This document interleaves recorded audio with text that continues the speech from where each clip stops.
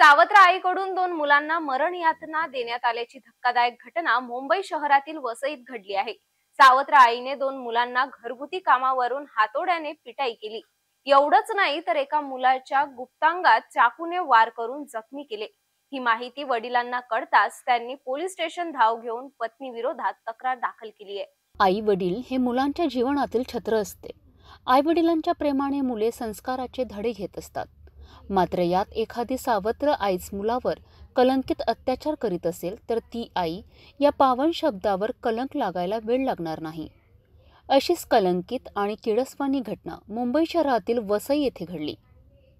दोन मुलाच्या सावत्र आईने घरकामावरून दोन्ही लहान मुलांवर अत्याचार करण्यास सुरुवात केली. कधी रागाच्या संतापात हातोड्याने मुलांना मारहाण करणे.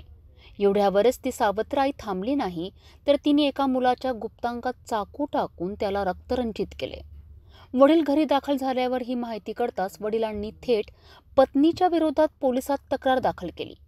पोलिसांनी या घटनेत सावत्र आई विरुद्ध गुन्हे दाखल करून कारवाई केली.